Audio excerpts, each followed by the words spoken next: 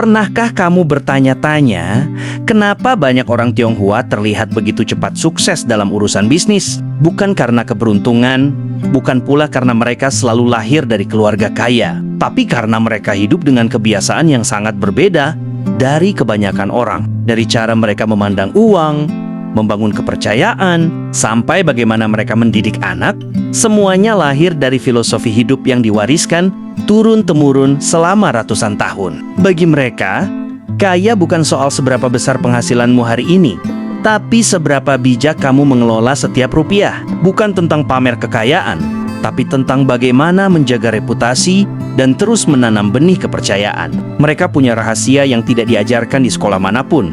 9 kebiasaan sederhana, tapi punya kekuatan luar biasa untuk membentuk mental kaya yang sejati. Dan kalau kamu mau belajar, pola pikir itu bisa kamu tiru tanpa harus lahir sebagai orang Tionghoa. Inilah 9 kebiasaan rahasia orang Tionghoa yang membuat mereka cepat kaya. Rahasia yang mungkin selama ini kamu lihat setiap hari, tapi tak pernah benar-benar kamu sadari. Kebiasaan pertama, disiplin ekstrem dalam mengatur keuangan. Orang Tionghoa dikenal sangat ketat dalam urusan uang. Bagi mereka, uang bukan sesuatu yang boleh menguap begitu saja. Mereka memperlakukan uang seperti air dalam wadah. Setiap tetesnya harus tahu kemana mengalir. Sejak muda, mereka sudah dibiasakan mencatat setiap pengeluaran dan pemasukan. Sekecil apapun, kalau kamu masuk ke toko kelontong milik keluarga Tionghoa, kamu hampir selalu akan menemukan buku catatan tebal berisi tulisan tangan rapi, mencatat transaksi harian, stok barang, bahkan hutang pelanggan.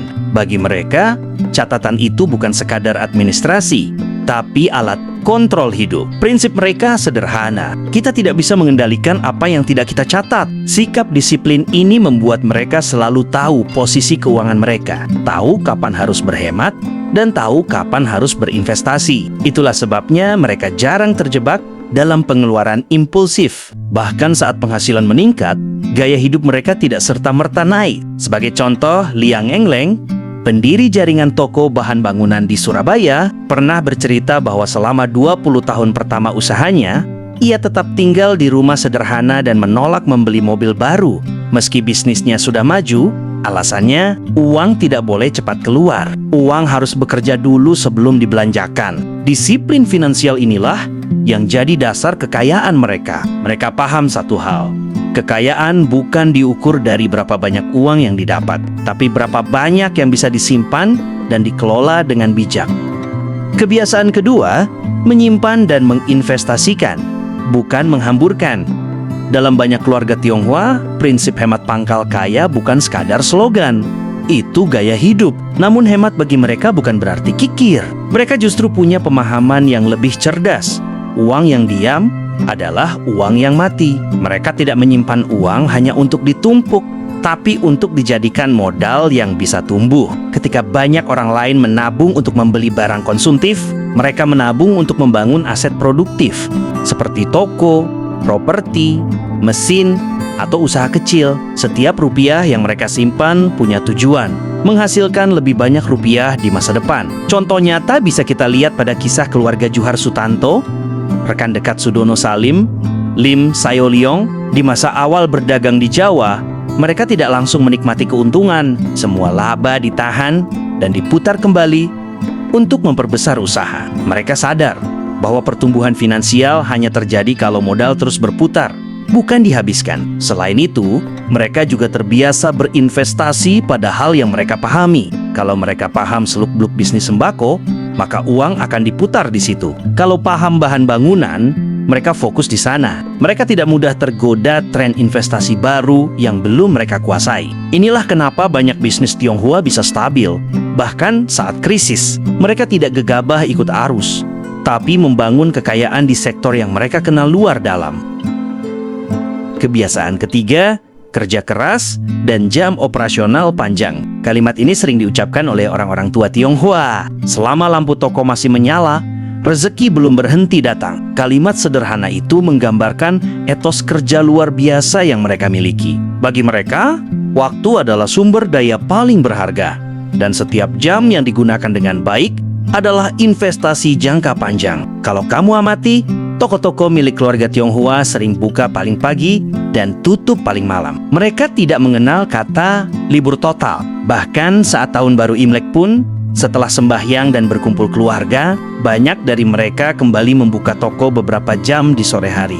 Bukan karena mereka serakah, tapi karena mereka menghormati rezeki dan percaya bahwa konsistensi membawa hasil. Kisah keluarga Chia di Pontianak, pemilik toko alat listrik yang sudah berjalan 3 generasi, menggambarkan hal ini dengan baik. Ketika toko-toko lain masih tutup jam 8 pagi, mereka sudah bersiap sejak jam 6. Sang ayah dulu selalu berkata kepada anak-anaknya, "Kalau kamu datang lebih awal dari pelangganmu, kamu akan jadi orang pertama yang mereka percaya." Dan benar saja, toko mereka menjadi rujukan utama karena pelanggan tahu mereka bisa diandalkan kapanpun. Kebiasaan ini bukan hanya tentang jam kerja panjang, tapi tentang disiplin dan tanggung jawab. Mereka tidak menunggu motivasi untuk bekerja. Mereka bekerja karena tahu kerja adalah bagian dari hidup. Kebiasaan 4, fokus pada bisnis real dan nilai nyata. Satu hal menarik dari kebiasaan orang Tionghoa adalah kecenderungan mereka untuk fokus pada bisnis real, sesuatu yang bisa disentuh, dilihat, dan dikontrol langsung. Mereka lebih suka berdagang barang, membuka toko, mengelola pabrik, atau menjalankan usaha jasa daripada sekadar bermain di sektor spekulatif. Bagi mereka, uang yang tumbuh dari aktivitas nyata lebih aman dan lebih bisa diwariskan. Itulah kenapa bisnis seperti grosir, bahan bangunan, tekstil, makanan, dan distribusi banyak dikuasai oleh pengusaha Tionghoa. Kita bisa ambil contoh William Suryajaya, pendiri Astra International. Ia memulai dari usaha kecil menjual sepeda motor dan suku cadang. Ia tidak langsung bermain besar di bidang yang belum dikuasainya. Perlahan, ia memperluas usaha ke otomotif, manufaktur, dan keuangan.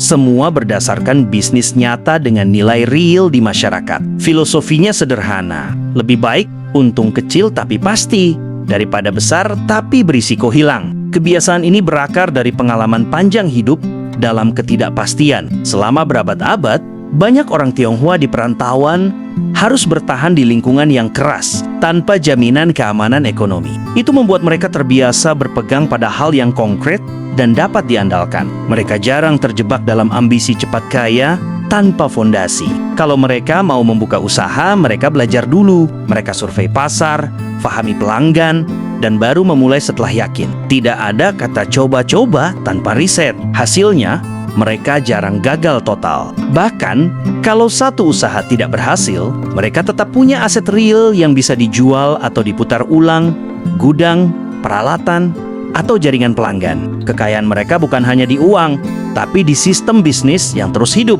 Kalau diperhatikan, 4 kebiasaan pertama ini punya benang merah yang sama. Semuanya tentang kendali.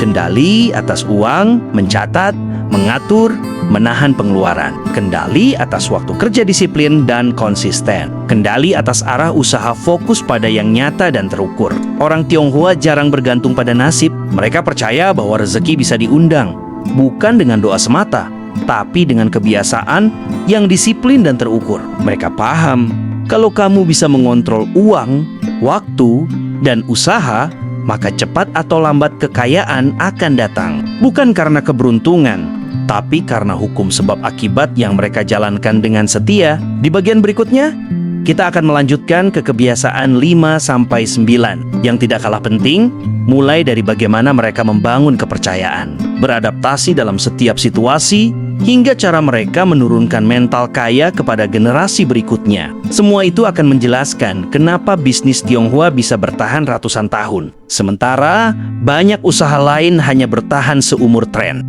Kita sudah melihat 4 kebiasaan awal yang membangun fondasi kuat bagi kesuksesan finansial orang Tionghoa, mulai dari disiplin, mengatur uang, hingga fokus pada bisnis nyata. Namun, rahasia kekayaan mereka tidak berhenti di situ. Ada 5 kebiasaan lain yang lebih dalam dan seringkali tersembunyi di balik cara mereka berpikir, berinteraksi, dan mengambil keputusan. Kebiasaan-kebiasaan ini bukan hanya membuat mereka kaya secara materi, tapi juga tangguh secara mental.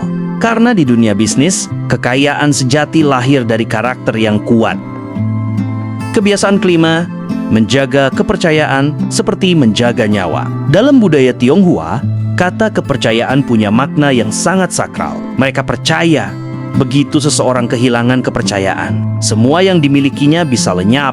Uang, pelanggan, bahkan harga diri. Itulah kenapa banyak bisnis Tionghoa berdiri dan bertahan karena reputasi. Sekali pelanggan percaya bahwa toko atau perusahaan itu jujur, mereka akan datang kembali tanpa ragu. Dan sebaliknya, sekali kepercayaan rusak, mereka tidak akan pernah kembali. Banyak pengusaha Tionghoa lebih rela rugi uang daripada rugi nama. Contohnya, Chia Chio Elyong, pemilik toko alat teknik di Semarang, pernah merelakan kerugian besar demi menjaga hubungan dengan pelanggan lamanya. Ketika terjadi kesalahan pengiriman, ia mengganti barang dengan yang baru tanpa minta bayaran tambahan, meskipun kesalahan itu bukan sepenuhnya dari pihaknya. Ketika ditanya kenapa ia mau rugi, jawabnya sederhana, uang bisa dicari lagi, tapi nama baik cuma satu kali. Dari tindakan seperti inilah muncul reputasi kuat yang akhirnya menarik lebih banyak pelanggan. Dalam dunia bisnis Tionghoa, kejujuran adalah investasi jangka panjang. Dan mereka tahu, uang yang hilang karena menjaga nama baik akan kembali dalam bentuk kepercayaan yang lebih besar. Kebiasaan keenam, adaptif dan cepat membaca peluang. Banyak orang berpikir bahwa orang Tionghoa sukses karena mereka pintar berdagang. Padahal, yang membuat mereka benar-benar unggul adalah kemampuan beradaptasi. Dimanapun mereka berada, entah di kota besar, desa kecil, bahkan di luar negeri, mereka selalu bisa menemukan peluang untuk hidup dan berkembang. Mereka cepat menyesuaikan diri dengan kebutuhan pasar dan tidak gengsi mengubah arah usaha. Misalnya, di awal tahun 90-an, banyak pengusaha Tionghoa di Indonesia beralih dari bisnis grosir ke manufaktur karena mereka melihat potensi produk lokal yang lebih menguntungkan. Ketika tren retail modern masuk, mereka tidak menolak perubahan, tapi justru membuka cabang di pusat perbelanjaan besar. Kemampuan ini lahir dari prinsip hidup sederhana. Kalau angin berubah arah, ubah layar, jangan tunggu perahu karam. Kisah nyata keluarga Kwok di Malaysia bisa jadi contoh. Awalnya mereka hanya punya toko kecil, menjual paku dan sekrup. Ketika melihat meningkatnya permintaan bahan bangunan besar-besaran, mereka mengubah bisnis jadi distributor besi. Beberapa tahun kemudian, mereka masuk ke sektor properti dan sukses besar. Mereka tidak pernah terikat pada satu bentuk usaha, tapi selalu mengikuti arah kebutuhan masyarakat. Inilah alasan mengapa banyak pengusaha Tionghoa jarang benar-benar bangkrut. Mereka mungkin kalah di satu lini, tapi segera bangkit dengan usaha baru yang relevan. Kebiasaan ketujuh, menjaga kerendahan hati dan gaya hidup sederhana. Kamu mungkin pernah lihat, banyak orang Tionghoa sukses tetap hidup sangat sederhana. Rumah mereka tidak berlebihan, mobilnya biasa, dan pakaian mereka sederhana. Tapi di balik kesederhanaan itu, tersimpan kekayaan besar dan aset yang tidak mereka pamerkan. Bagi mereka, kerendahan hati adalah perlindungan dari kesombongan dan iri hati. Mereka tidak suka menonjolkan diri karena tahu bahwa uang sejati bukan untuk dipamerkan, tapi untuk dikelola. Pepatah lama Tionghoa berbunyi, bambu semakin tinggi, semakin menunduk. Filosofi ini nyata terlihat dalam kehidupan tokoh seperti Robert Kwok, miliarder asal Malaysia yang dijuluki Raja Gula Asia. Meski menjadi salah satu orang terkaya di dunia, Kwok dikenal sangat tertutup dan rendah hati. Ia jarang tampil di media, menolak hidup glamor, dan tetap bekerja dengan disiplin tinggi hingga usia senja. Ia percaya bahwa kekayaan yang berlebihan bisa mengundang masalah, baik dari luar maupun dari dalam diri. Orang Tionghoa tahu, pamer itu berbahaya. Pamer membuat orang lain iri, membuat fokus hilang, dan seringkali membawa kesombongan yang mengundang kejatuhan. Mereka lebih suka diam-diam bekerja dan biarkan hasilnya yang berbicara. Karena pada akhirnya, orang yang benar-benar kaya tidak butuh pengakuan. Yang mereka butuh adalah keamanan dan kebebasan finansial. Kebiasaan ke-8, mengajarkan nilai uang sejak dini. Satu hal yang sangat mencolok dari keluarga Tionghoa adalah cara mereka mendidik anak tentang uang. Anak-anak tidak dimanjakan. Bahkan ketika keluarga mereka tergolong berada, mereka justru diajarkan bagaimana sulitnya mendapatkan uang dan bagaimana mengelolanya dengan tanggung jawab. Anak Tionghoa biasanya mulai membantu usaha keluarga sejak usia sekolah dasar, membersihkan toko, melayani pelanggan, atau menghitung stok. Bagi mereka, Itu bukan bentuk eksploitasi, tapi pendidikan kehidupan nyata. Mereka belajar menghargai kerja keras dan memahami bahwa setiap rupiah datang dari usaha. Banyak orang tua Tionghoa juga punya kebiasaan memberi uang latihan kepada anaknya. Bukan sekadar uang jajan, tapi modal kecil yang harus dikelola. Anak diberi kebebasan untuk membeli barang dan menjualnya lagi untuk belajar untung rugi. Dengan cara ini, mereka menanamkan mental pengusaha sejak dini. Contohnya, Erwin Wijaya, pemilik merek furnitur terkenal di Jawa Tengah, mengaku mulai belajar jualan sejak umur 10 tahun. Ia menjual permen dan alat tulis di sekolah. Bukan karena disuruh, tapi karena ingin membuktikan bisa mengelola uang sendiri. Kini, ia menerapkan hal yang sama ke anak-anaknya.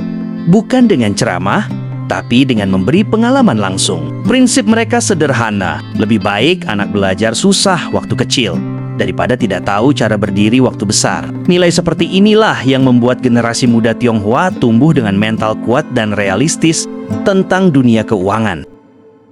Kebiasaan 9, menyatu dengan komunitas dan menolong sesama. Banyak yang tidak sadar bahwa di balik kesuksesan ekonomi orang Tionghoa, ada rasa kebersamaan dan solidaritas yang tinggi. Mereka membangun komunitas yang saling bantu, baik dalam bentuk kelompok marga, asosiasi bisnis, maupun yayasan sosial. Ketika seseorang memulai usaha, seringkali mereka mendapat bantuan dari kerabat atau teman komunitas. Tidak hanya dalam bentuk modal, tapi juga jaringan pelanggan, pemasok, bahkan bimbingan bisnis. Konsep ini masih berakar dari nilai Guanxi yang sudah kita bahas sebelumnya, hubungan saling menguntungkan yang dilandasi kepercayaan. Bagi mereka, menolong sesama bukan hanya soal kebaikan hati, tapi juga strategi memperkuat jaringan sosial yang akan saling menopang di masa depan.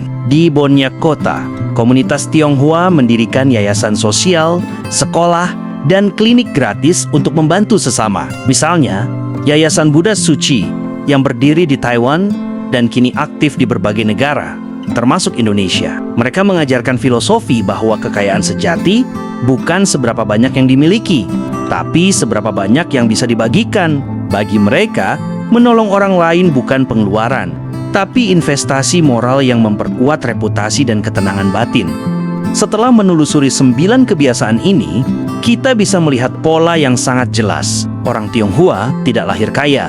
Mereka menjadi kaya karena kebiasaan yang diwariskan, dijaga, dan diterapkan dengan disiplin.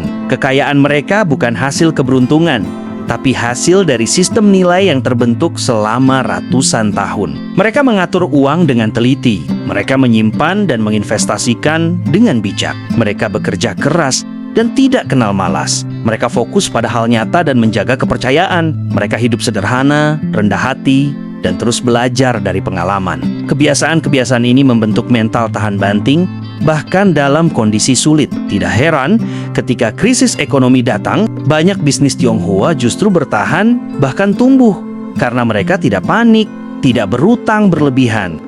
Namun, yang paling menginspirasi bukan hanya soal uang. Yang membuat mereka benar-benar kaya adalah rasa tanggung jawab, disiplin, dan cinta terhadap keluarga. Mereka membangun bukan untuk diri sendiri, tapi untuk generasi berikutnya. Dan inilah alasan kenapa banyak bisnis Tionghoa bisa bertahan sampai 3, 4, bahkan 5 generasi. Kita mungkin berbeda budaya, tapi nilai-nilai yang mereka pegang sebenarnya universal. Setiap orang bisa belajar dari prinsip mereka. Rajin, discipline, hemat, juri, fokus pada nilai nyata. Karena pada akhirnya, kekayaan bukan ditentukan oleh ras atau asal-usul, melainkan oleh pola pikir dan kebiasaan yang kita jalankan setiap hari. Jika kamu menanam kebiasaan seperti mereka, menghargai uang, waktu, kerja keras, dan kepercayaan, maka cepat atau lambat hasilnya akan datang. Bukan karena kamu ingin kaya, tapi karena kamu hidup dengan cara orang kaya berpikir.